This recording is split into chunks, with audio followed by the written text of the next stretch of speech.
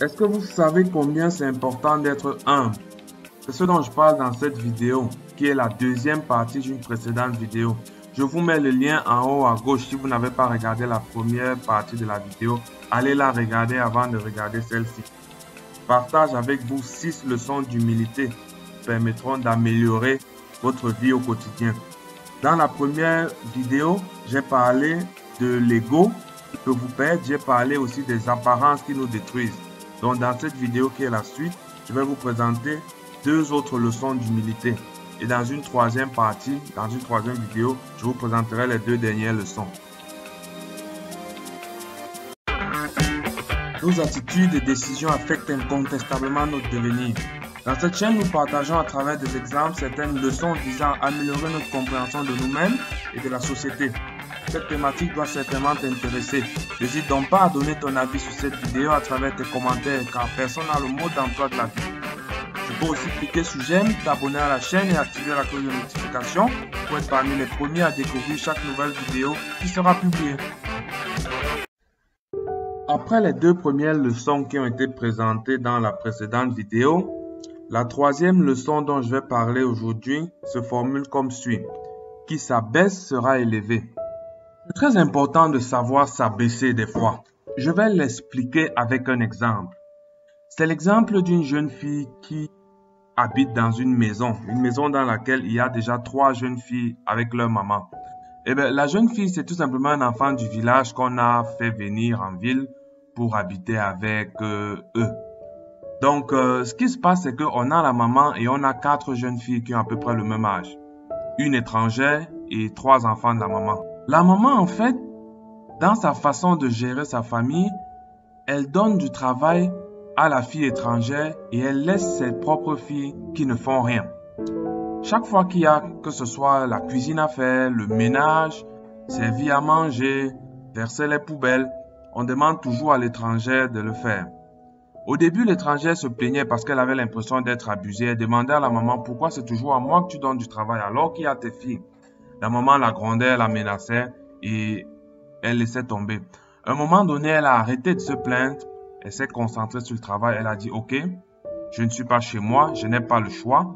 Il faut bien que je me fasse tout petit et que j'accepte. C'est déjà une grande faveur qu'on me fait ici en acceptant que j'habite ici. J'étais au village sans parents. Je n'avais pas d'avenir. Au moins ici, j'ai un toit et il faut que je me soumette. Donc, elle s'est soumise. Elle a fait tout ce qu'on lui demandait de faire. Elle travaillait à la maison tous les jours. Pendant ce temps, les autres filles ne faisaient rien. Elle mangeait, elle se lavait, elle s'habillait bien, elle faisait leur sortie. Ce qui s'est passé, c'est que quelques années plus tard, en fait, la maman est morte. Et toutes les 4 filles se sont mariées. Donc, chacune s'est mariée et elles se sont séparées. Elles ne se sont pas revues pendant près de 6 ans. 6 ans plus tard, il y a eu un autre deuil dans la famille et à l'enterrement, elles se sont retrouvées, les 4 filles. Et en se retrouvant, elles se sont rendues compte en fait que des 4 filles, seule la fille étrangère avait réussi dans sa vie. Elle avait un mari, elle avait des enfants, elle était heureuse dans son foyer.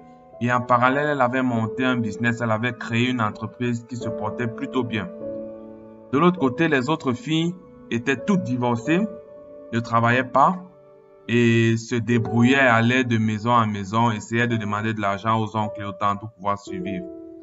Les 3 autres filles ne comprenaient pas pourquoi est-ce que c'est l'étrangère qui a réussi. Mais l'étrangère, elle a compris. Et en fait, la raison, elle est simple. Pour avoir accepté qu'on abuse d'elle dans la maison, elle a développé la culture de l'effort. Elle a appris à travailler fort. Et travailler fort lui a permis en fait de tenir son foyer. Elle était capable de faire des tâches ménagères, de servir à manger, de faire la cuisine de qualité pour son mari. C'était de la routine pour elle parce qu'elle était habituée à faire cela. En même temps, comme elle savait aussi travailler fort et faire plusieurs choses en même temps, elle était capable d'ouvrir une entreprise en parallèle et de mettre justement toutes ses qualités dans l'entreprise. C'est pour ça que ça a réussi. Vous comprenez donc que pour les 3 autres filles, c'était exactement l'inverse.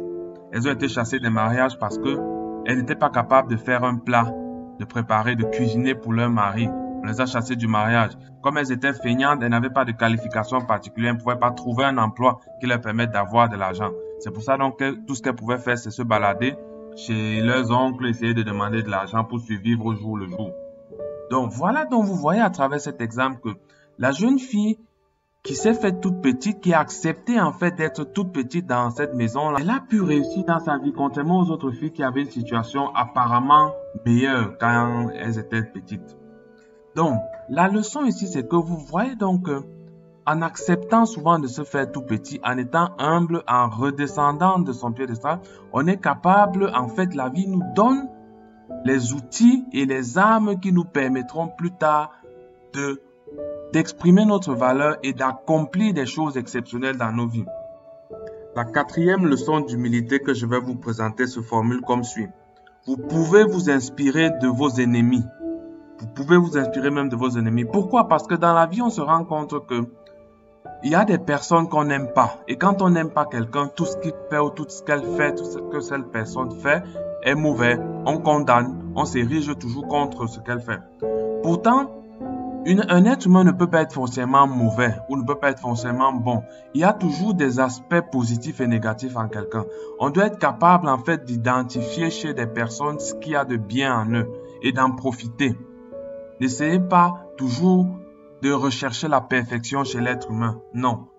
En particulier chez vos ennemis, posez-vous toujours la question, qu'est-ce qui est positif chez mon ennemi? Parce qu'il y a des choses positives que toi, peut-être, tu n'arrives pas à voir. Mais il faut savoir les identifier et savoir s'en servir. Ça, c'est bien pour toi, parce que c'est toi qui vas progresser. C'est pour toi que je dis cela. C'est avec cette quatrième leçon que je mets un terme à cette vidéo. Rendez-vous dans la prochaine vidéo pour découvrir les 2 autres leçons d'humilité. Je vous mets le lien en haut à droite. C'est la fin de cette vidéo. Clique sur j'aime si elle t'a plu.